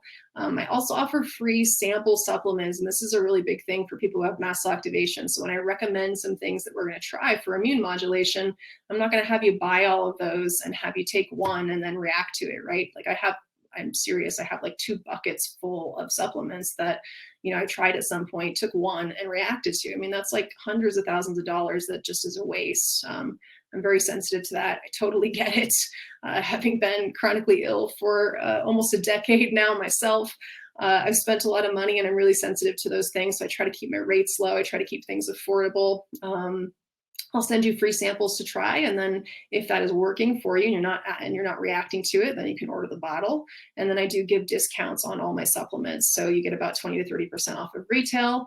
I give you educational handouts and eating plans and recipes. My rates are about 110 an hour right now, and I do offer the first 15 minutes free. You can schedule a session with me by clicking this link here on my website, and you can access my calendar and book your own appointment doing that.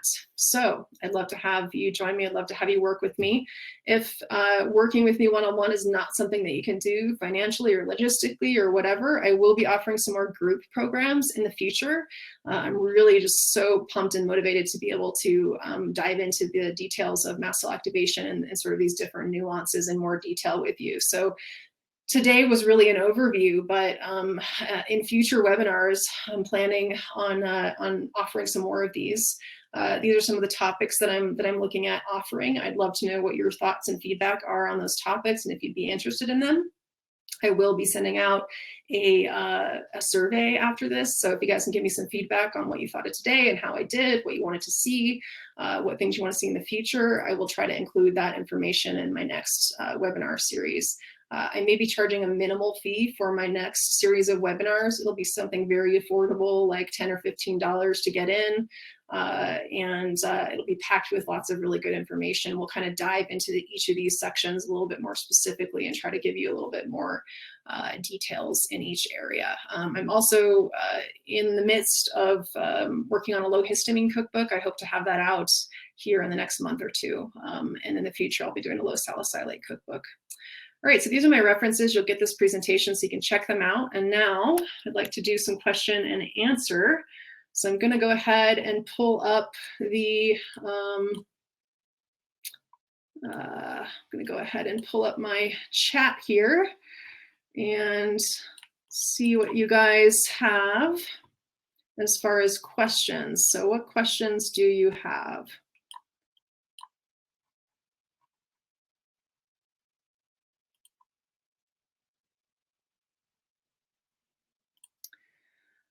All right, so if you have questions, just go ahead and type them into the chat, and I'm going to just scroll back here and look at the chat and see if there's any questions that I need to look at here first, and then we will kind of go through this. So let me just scroll up here, you guys. Sorry.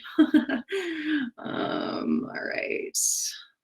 That's all the beginning. Okay.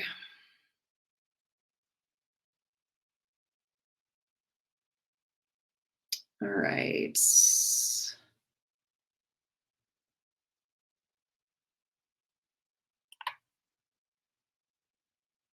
So I can talk for now. I'm just seeing if there's any questions here.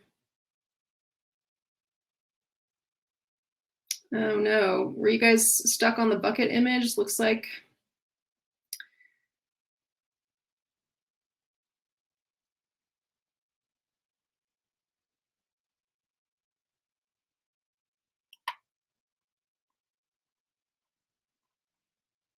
Okay, I'm just seeing if there's any other questions here, you guys. I'm not actually seeing many questions, and maybe my chat isn't working really well. Let's see. Oh, Claire, here we go. Here's a question. Extremely high IgG antibodies. What would cause mast cell? Would that cause mast cell activation and vice versa?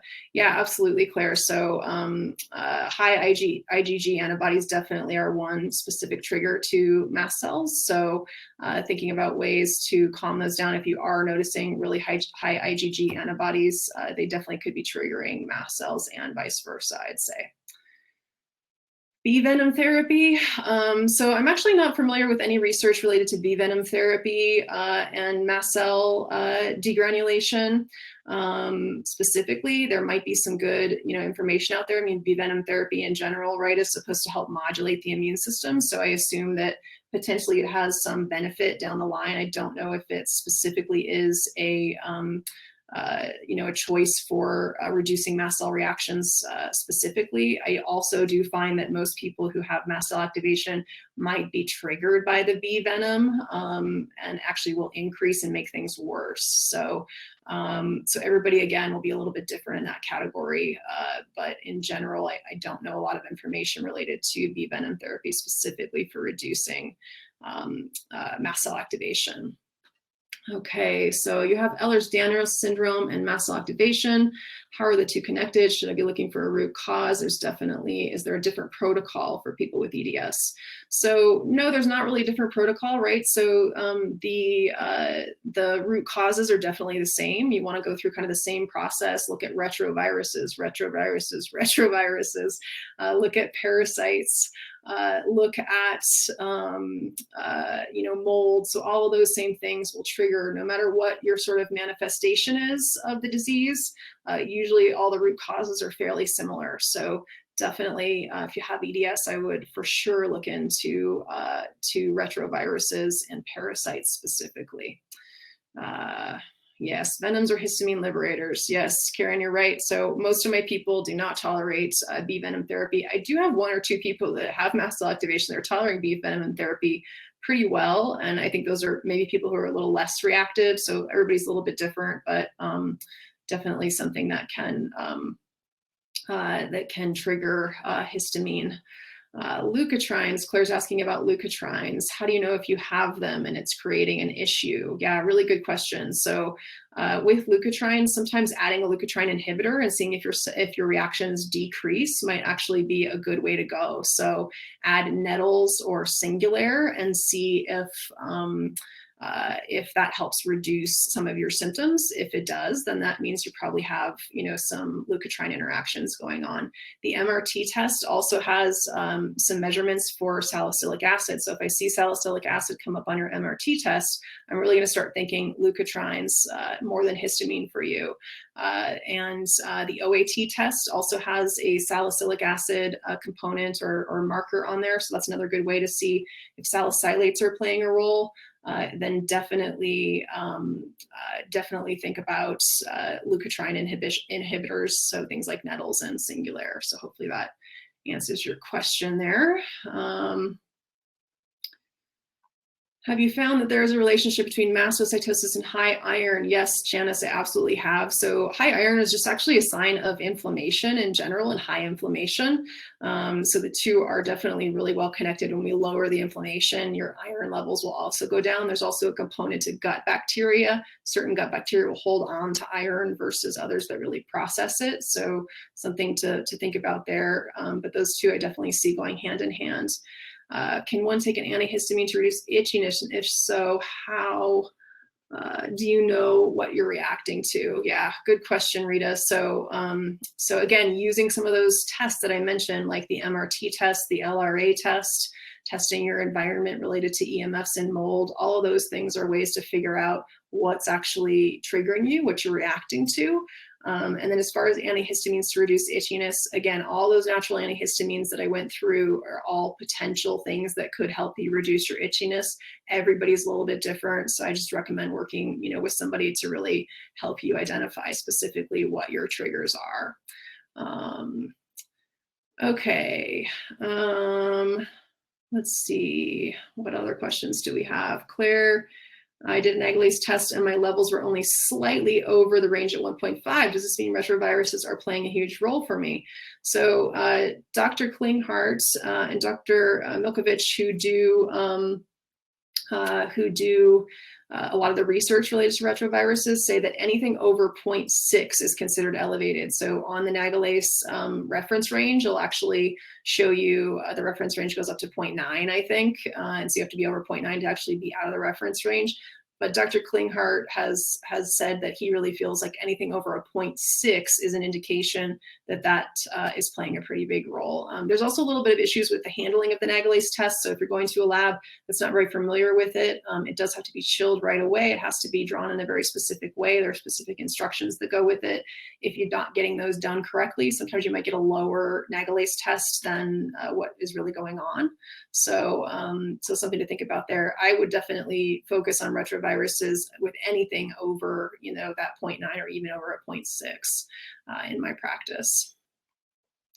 Lori, can we print these slides off? Yeah, so I'm going to send you an email after the session here, and you're going to get access to these slides. I think that you should be able to, actually you'll be able to get access to the recorded presentation. So let me think about that, Lori. I think I can probably send you the actual slides in an email to download as well. So I'm going to write that down, and I will try to get that out to you guys. Can mast cell activation increase cytokines? Claire asks. So yes, mast cell activation can definitely increase cytokines. Cytokines are one of the mediators that gets released from mast cells, actually. So if you have extremely high cytokines, that's definitely, a sign that mast cell activation could be playing a role.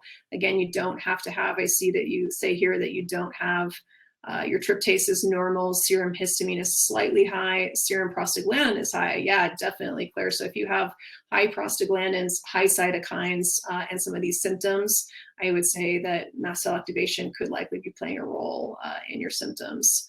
Ali, can you talk more specifically about retroviruses? Yeah, so retroviruses, so the difference between retroviruses and regular viruses are essentially retroviruses or viruses that we're born with. So these are all passed down from generation to generation, and they're inactive in our body. So they don't really cause harm just by being there, but they get activated when we get exposures to environmental factors, so chemicals, molds, pollens, glyphosates, metals, also gets activated with Lyme. So all of these things activate those retroviruses, which then start to replicate and become active in our system. They start infecting the cells, and the cells tout off that cell danger response that we talked about of the leaking of the ATP, which stimulates the mast cells. So retroviruses are different than regular viruses. So they're not the viruses like you've been tested for probably. So things like Epstein-Barr and CMV and HHV6, those are not retroviruses. So there are a difference there. HIV is actually a retrovirus.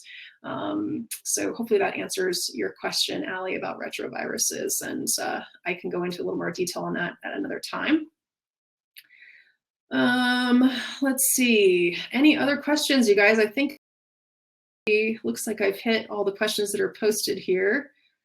Jody, can use of jewelry, particularly earrings, cause problems or be indicative of a retrovirus? Yeah, that's really interesting, Jody. I actually was someone who used to wear a lot of jewelry and used to wear a lot of heavy jewelry. And I find that it was a big trigger for me, and I never really understood what that was.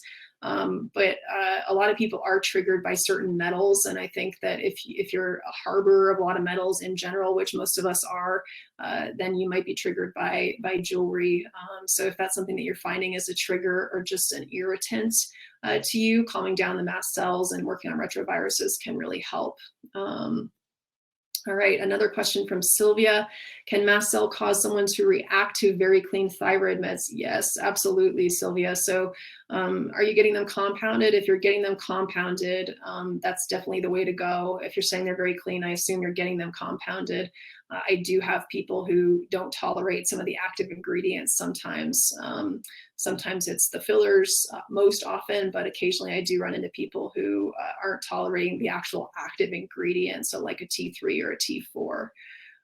Yeah, you reacted to the compounded one. Yeah, I definitely see that with people. Unfortunately, we get into that state of hyperreactivity. So finding something that can really calm that hyperreactivity, working on that cell danger response, working on some natural antihistamines, all those things can kind of help, reduce your reactivity and maybe help you tolerate a compounded version, a little more down the line. So hopefully that answers your questions. Do you test for glyphosate or just assume it's a problem? I think for most people it's a problem, right? But I do, if people are able financially and willing to run these tests, I like to test for glyphosate and other chemicals, because the more information we know, the better, right? So I almost always see that people test for high glyphosate.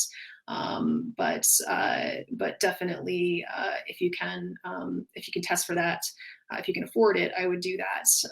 Great Plains Labs does a really great glyphosate test, so I think that's the best lab to go with there.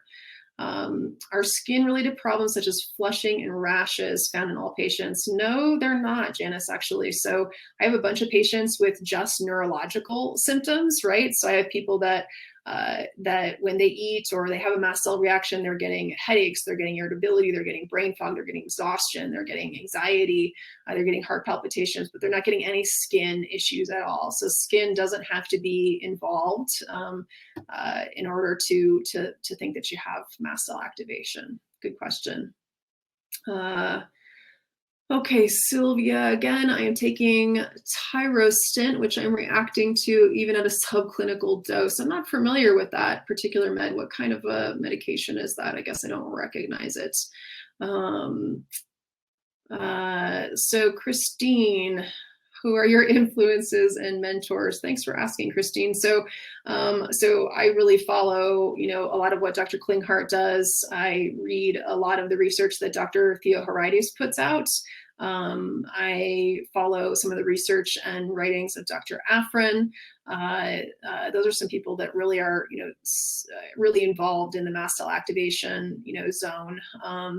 I really, from just a functional medicine standpoint in general, Chris Kresser is definitely one of my my big influencers and mentors as well. So let's see, what other questions do we have here? Do you recommend IV nutrition for patients that have significant weight loss due to food reactions? Yeah, good question, Janice. I have a couple people in this position, and it can be so extreme and challenging. I think, unfortunately, a lot of the IV, nutrition is formulated in a way that's pretty crappy ingredients, right? So a lot of those like elemental formulas are using like free form amino acids. Some of the IV nutrition that's used in like hospitals are things like Ensure and Pedialyte and all of those types of things that really are filled with a bunch of crap that you're probably going to react to. So unless you can find a very, very clean elemental formula, I know Integrative Therapeutics just came out with one that might be an option for some people. All right, and then let's see, what else do we have here? Any other questions? Glycerin, water, and one other ingredient. Oh, Sylvia, that was okay. Yeah. Okay. Yeah, glycerin. So, sometimes amino acids I find are triggers. I find a lot of people don't tolerate free form amino acids very well. Jesus says, I have Lyme and extreme bloating and constipation. Could this be triggered by mast cell activation? Yeah, definitely. So Lyme is definitely a trigger for mast cell activation. Bloating and constipation can be related to mast cell activation. There's likely some root causes that are also playing a bigger role past the Lyme. So if you have Lyme, it's really not the end all be all. Oftentimes there's some other pathogens like parasites and retroviruses that can actually be playing an even larger role than Lyme and are actually more blocking you from being able to make progress in the Lyme area. So I really recommend looking into retroviruses and parasites before you get into, more Lyme treatments. Claire asks, can you have mast cell symptoms mainly in the gut and not in other parts of your body? Yeah, definitely. So sometimes mast cell activation manifests as colitis or Crohn's or IBS type symptoms, and it's really common. There is a ton of growing data out there specifically tying the chronic inflammation in the gut related directly to mast cells. So again, if you can't get that histamine under control, you're going to have constant intestinal permeability and constant intestinal inflammation. So working on the gut environment from a mast cell standpoint can make a big difference. Everybody's mast cell manifests differently. Some people just have it in the gut. Some people have multi-system. Most people will have at least more than one symptom. Let's see. Whoops, got all kinds of stuff coming up here. Let's see. Any other questions? Can implanted devices trigger mast cell activation? Really interesting question, Janice. I'm not sure about that, but I would suppose yes. I mean, anything foreign is probably going to trigger an immune response. And if you're already in that heightened state of immune response, then an implanted device, likely could make things worse. I mean, I have no data to back that up or no clinical experience, quite honestly, but just kind of thinking logically, I would think that could play a role. All right, you guys. So I'm going to wrap up today. Looks like we've answered a lot of your questions. Thank you so much for joining me. And I really, really hope that you've gleaned a lot of information out of this. And I'd love to be able to work with you one-on-one. So I've opened up some new appointments on my schedule. And if that's something that you want to do, then go ahead and register for one of those. And again, if that's not something you can do based around who you're already working with or your